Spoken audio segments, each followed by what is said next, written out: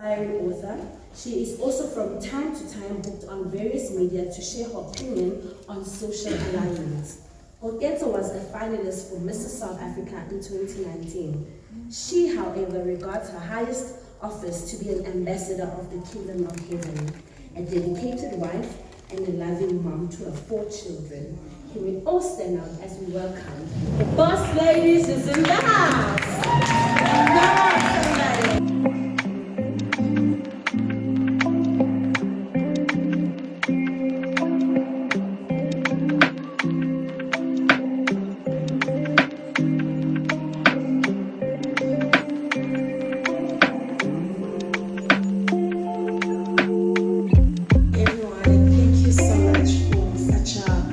Introduction, Angie, I don't see you anymore.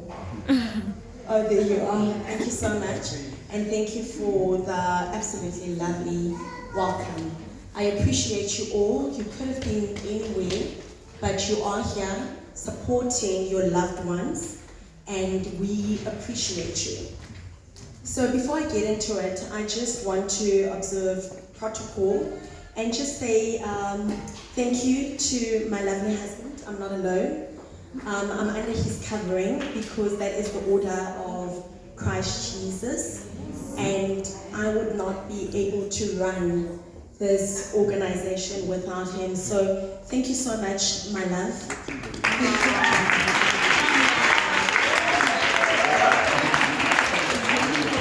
Daddy to my 4 children, our youngest, who's a year old, who's been attending pageants since she was 3 months old. She is upstairs somewhere there. And I just also wish to acknowledge my judges. This program, I started with the logo Arise by Koketso Makua. And I'm going to tie it in right at the end because every beginning has got an end, and I'm just going to put a pin on it there because there is an ending to something tonight, but an ending spells a new beginning. Right, so we are here at the Little Girl Arise Charity Ball that is hosted, but it is a beneficiary of the Miss Township and Miss Township South Africa team, and obviously it's been of the Mrs. Township South Africa. By beneficiary, I mean that we distribute our social development program is run through the Little Girl Arise, and most recently added Motokgapo Foundation. So when I started this, I was a finalist for Mrs. South Africa, a very tough program. But I'll tell you something, I went in there, I was a normal corporate woman working for the South African banknote company, and I was running communications, I was running internal communications. At the time, I had my 3 boys, and my husband and I had a very normal, boring life, you know. And then I felt pressed in my spirit to just look for a pageant, because I've always been a pageant girl, right? But I'd forgotten about that life. I spoke to my husband about it, and I looked for a pageant. And at the time, I think I was just trying to really get my self-esteem up, because when, you know, you've had this really fantastic life, and then you become, you know, a wife, you become a mom, and everything becomes about your husband and your children. It's very difficult to even, I think the wives and mothers here can somewhat agree. You forget who you are. And that is where I was. I had forgotten who I was. And I needed, you know, resus. I needed to be resuscitated. And, you know, because it's very important when we are here on earth, as much as we are married, we are serving our husbands and our children, right? Which I believe is a ministry on its own. We are also our own ministry. The word says, love others as you would love yourself, right? And I had lost all of that. When my husband met me, I think he'll tell you that I was just something else. You know, I was just this really go-getter, and then I just became about family. My heart is for family. I'm still about family, but I'm also doing me because I serve my family better when I'm fulfilled myself. I tried Toastmasters, it didn't work, then I went to pageantry. Long story cut short, my life changed. It was no longer just about fulfilling, you know, and building up my self-confidence. But I realized that there is this platform where women come, and most of them are so shallow. They are in competition. They are fighting against each other. And it's also inaccessible. Let me go back to the drawing board and just sit and think about black women. Not only necessarily from the township, but black women that, that need this type of platform, but that is more accessible. And we went on further, and I guess when I say we, I mean me, myself, and I, maybe with the Holy Spirit, and my husband somewhere there. But we went ahead and created this program that we didn't just want to, create a platform where it's about money and the goals are just, raising money and then that's it. We wanted to actually give something back. My campaign, funny enough, Natalie, for Mrs. South Africa was rewriting my story. That was my campaign. And I wanted to help women and young girls develop a healthy self-esteem, a healthy self-image, because when we see slave queens that are just looking for money and the latest bag, there's something, and that is why we also have Coach Lesego that is lacking. So it's important that we go back, to grassroots levels and tell our girls that you are enough as you are. You don't need anything else other than what's being deposited inside of you. And then helping them overcome their self-limiting beliefs. Most of you don't know that I was born to a teenager. My mother had me when she was 17, about to turn 18. Born at 1.5 kilograms and at 28 weeks. My mom was from a very poor family. My aunt who's upstairs took me until age 7 to raise me so my mom could finish her education. But I've seen through the women that have raised me that it is possible to overcome your circumstances. Right? They gave me, what I would say was a better life than what I would have had, a more privileged life. And it's important that we continue to bridge the gap. So when our young girls come and they've fallen pregnant or they've made wrong choices in life, we don't turn them back. Yes, we might get angry and but once we're over that, we go back. And we encourage them, we rebuild them because it's not the end, right? And I wanted to help women create, and when I say women, I mean also teenage girls, create a vision for their own lives, right? Because without a vision, we are nothing. As Coach Lesego said, I sold a vision to her. Write the vision, make it plain, right? And I never had a bigger sister or any older siblings, and I felt that it's important to be a light to those that don't see a light. Because when all you see when you look around is nothing but defeat, it's important to have that voice of hope.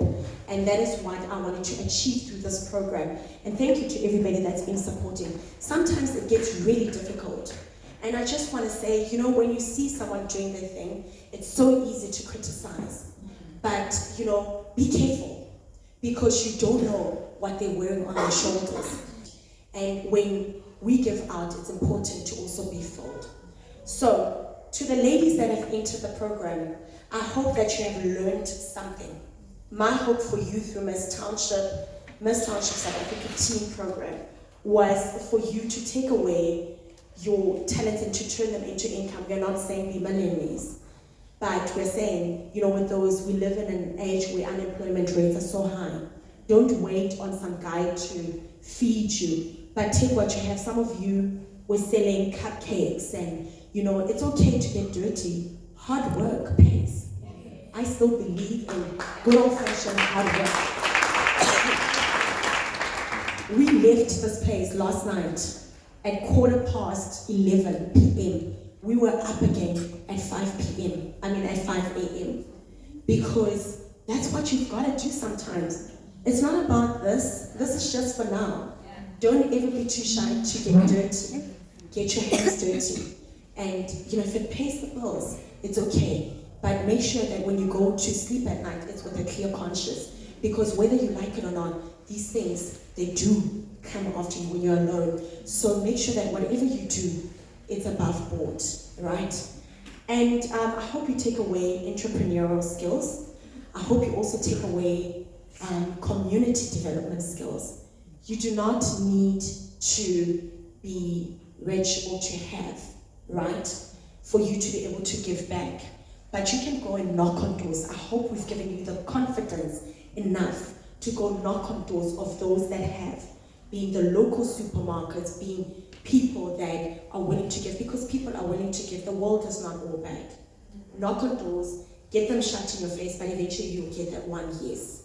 And when you do get that one yes, be a vehicle that takes from those that have, a Robin Hood without stealing. Take from those that have and give to those that do not have. And I hope we've given you self-confidence and self-belief. I believe in each and every single one of you.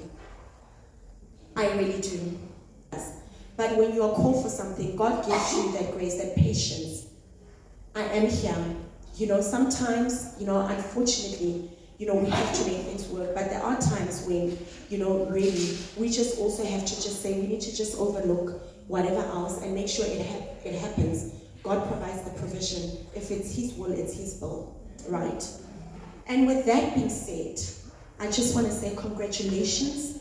Wear those sashes with pride. Make them work for you. Do not wait until the 11th hour. We will be doing business training. We will be doing so much with you. I think we only have 2 or 3 months, right, Coach? And make those work. When you go back, start strategizing. You've got support. Look around you. Your communities are there. And Shamaine said her family was not supporting her, but your community will support you. Knock on doors. There are people that will buy into your story, but they will not buy into it if you yourself are not passionate about it. If I'm not passionate about something, I don't do it. So you must have fire that is burning within you. You've started the journey, see it through to completion, and take what you've learned and pour it out into your community.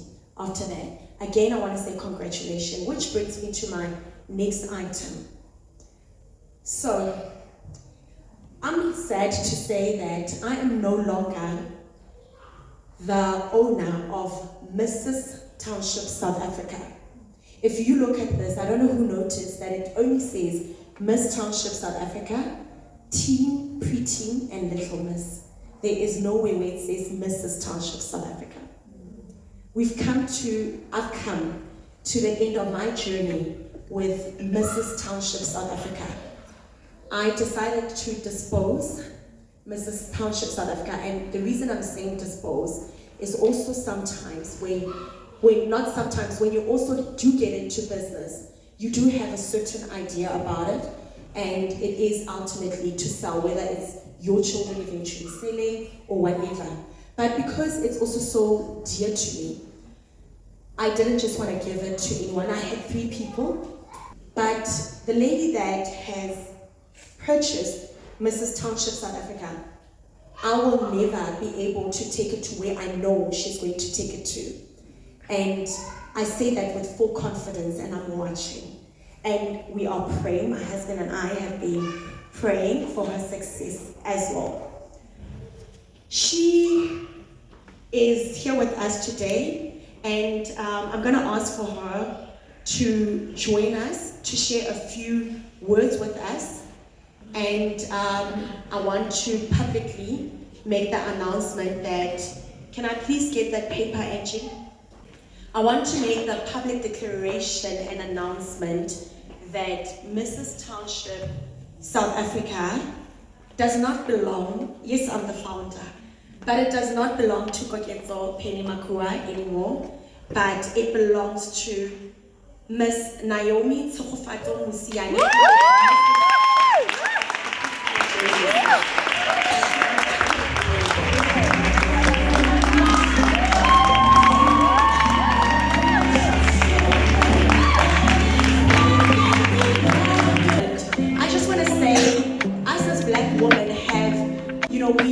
People do not believe that we can work together. But I want you to look at us. And this is a historic moment, right? Where 2 black women who are passionate about